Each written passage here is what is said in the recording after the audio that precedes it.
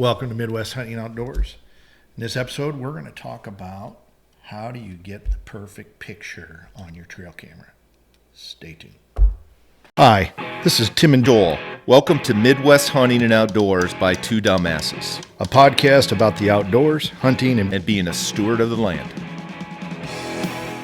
Tim, how are you today? I am super great. We're going to be talking trail cameras, and not specific trail cameras, but really how can you set up your trail cameras and what can you do with the trail camera or cameras that you have to get the best picture quality and really understand what's going on with the trail that you got to put on. Yeah, I'm super excited. You and I have not reviewed this at all, so I'm excited to hear this because this is important. Yeah, so I mean, how many times has it happened that you got a deer picture, but it's just the back half of the deer, and it could have been that 30-point buck, and you just got his ass, right? So I was wondering with that too. So here's the scenario: is I've set up 3 trail cameras. They're all Moultrie A700s, which we've reviewed and had for 3 or 4 years now and love. They're not a complex trail camera, but they are like a 0.4 trigger, good picture quality, pretty basic camera, right? Turn the switch on and away you go, but you get good pictures with it. And good range. Yep. So my question that I proposed in this episode was, if you've got a deer trail, in my case, this deer trail runs north and south, okay? Where's the best place to put my camera that, I'm going to detect deer and thus understand patterns and what's going on with it? Do I put it head on or tail on, depending on what direction the deer is going? Do I put it at a 90-degree angle? Do I put it at a 45-degree angle? Do I do something? Yeah, everybody's got their own perspective too, and you've got some that's saying, hey, it should be 10 feet tall looking down. Yeah. Yep. So that's another variable that I didn't test, but that's another variable that certainly plays into this. So that's kind of the scenario. So I put 3 identical A700 Moultrie cameras out there, one at head on, one at 90 degrees to the trail facing east, one at 45-degree angles facing northeast.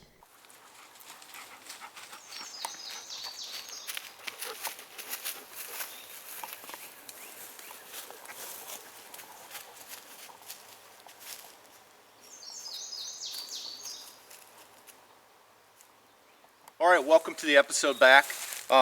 Just want to set up the scenario here. So I am on a deer trail that runs north and south. Right behind me here, I've got one trail camera set up. It's the Moultrie A700s. These are all Moultrie A700s. On the tree mounted, and it's basically either going to be a butt shot if the deer are heading north or a straight on shot if the deer are heading south. And then at a 90-degree angle to this tree deer trail, 15 yards this way, I've got another A700, and it's shooting like right where I'm standing. It's right, I'm looking at right in the face right now. So interesting to see which one of these 2 cameras picks up the most, or one's better positioned than the other. And then just to make it a little more complex, I've got another one over here on a Radix pick stick tower, which you can check out that episode right up here. But I've got it on a tower over here so I've got it at a 45-degree angle to this deer trail, and we'll see which one of these 3 cameras does a better job, or if it makes a difference at all. Ran it for a month and a half, 2 months, and we're going to go through that data here in just a minute. But what I would, the first thing I would say is, when you're, messing with trail cameras or you're hunting, you really should know your camera's cold, is what I'm saying. So what I mean by that is, what's the best picture quality. Some of these cameras have sensitivity settings on them. The A700's automatic. You can't change the sensitivity, but there's a lot of the cameras that we review and look at, you can set the sensitivity from 0 to 10. Some of them have multiple sensors, up to 4 sensors, et cetera, et cetera. Know your functionality and know the cameras, because it's going to give you the best picture quality given the scenario that you're putting it under. The second thing is, and we'll talk a little bit more about this, is be mindful of the rising sun and the setting sun. Video. Hey, just stop there for a second. Why is that important? So these cameras use a PIR system. It's a passive infrared sensor, and it really is heat driven. So obviously the sun comes up, especially in the mornings. It's coming up, it's creating light and heat, and it's going to activate that PIR if it's facing directly into the sun and shoot a fake false picture most of the time. I've actually got some pictures in our data here that had some false pictures shooting into the sun because the 90-degree angle one was facing east, rising sun. And but I've also got some where it actually took a picture. You can see the outline of the deer, but you can't tell what it is because the sun is right behind it. So sun placement and placement of your camera where the sun rises and sets is a pretty big deal. Okay, thank you. Yeah. Video or photos. So this is personal preference. I shoot almost strictly photos, and here's why I do that. One is I use bursts up to 3. You can do 5, I think, on some cameras. But I've had, when you use video, it burns up batteries really fast. It does. And if you got wind blowing, you got weeds and whatnot, you can go through a set of batteries in a day or 2 because there's a weed flopping or a branch flopping in front of it and getting video. So again, photo, video is personal preference. I would encourage you, if you're thinking about doing video, set it up on photo first and know what you're getting, and then flip it to video. Some cameras, again, not the A700, but some cameras will take a picture first and then go into the video. And that's kind of the optimal.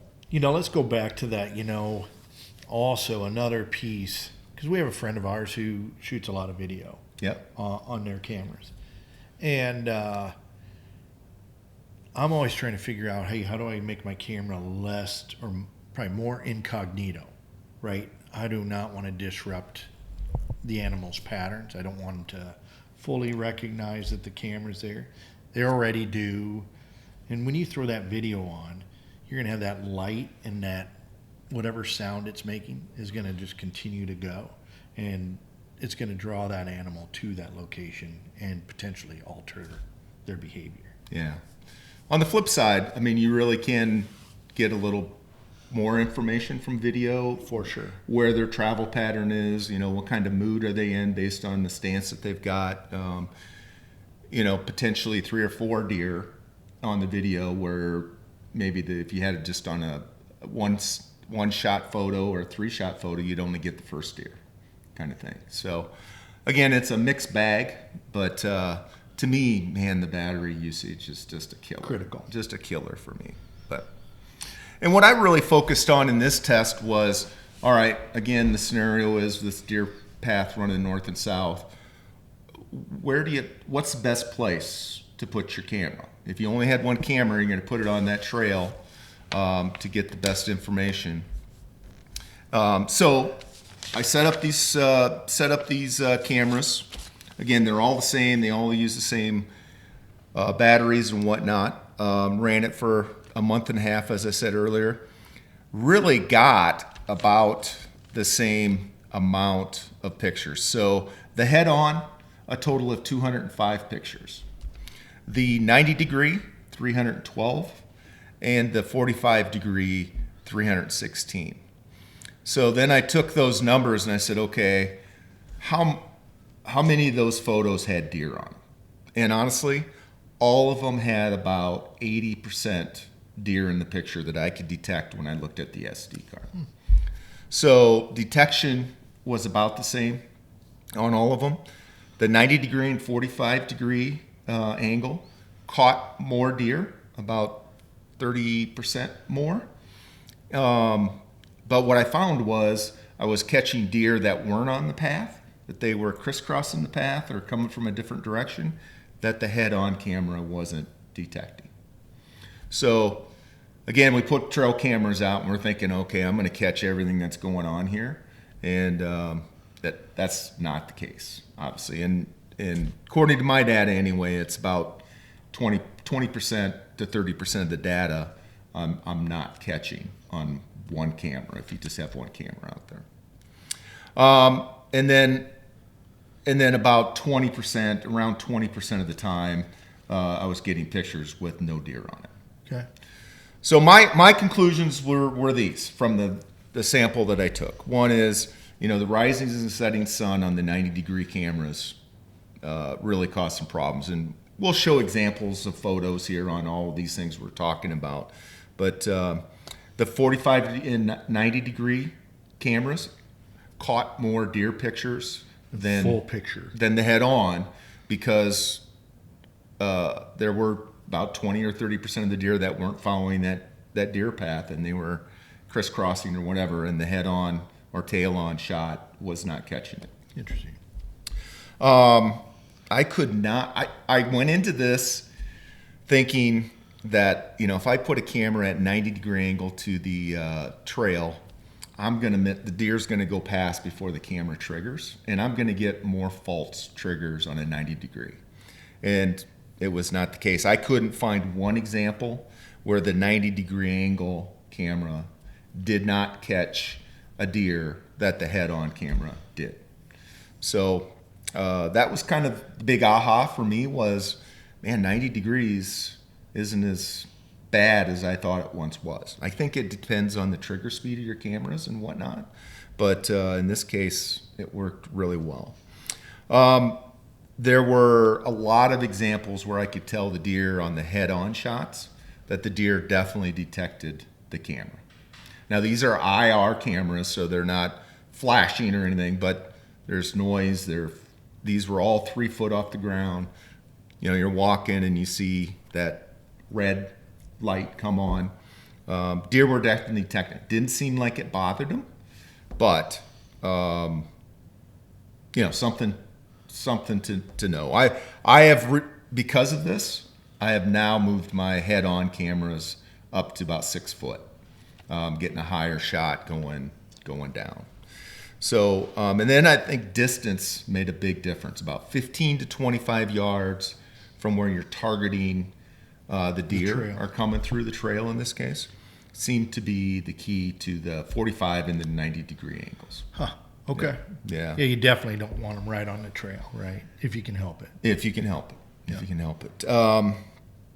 So my conclusions were this, stay away from we talked about the sun. We don't want to kill that. But place the camera higher if it's a head-on or tail-on shot. And if possible, if you've got a 45-degree angle or a 90-degree angle to put your cameras, those are the optimal spots to put your cameras. Yeah. You're going to see more action. You're going to get more action. And again, based on this data, you're not going to miss. You're not going to miss anything that the head-on shot would give you. That's interesting, because as you were going through that, I'm sitting there reflecting on. I certainly have some cameras, just how you described head-on. And as I'm sitting here reflecting on it, do I have opportunities to alter that direction? Yeah, good stuff. Yeah. I learned quite a little bit from it. But any other questions? No. I reflect on my Cuddy link compared to your analysis, and I end up moving my Cuddy links to some degree because of their shutter speeds not as fast as I want them to be, and so I move them to kind of lead them. But that's kind of what this is doing, is you're kind of leading them.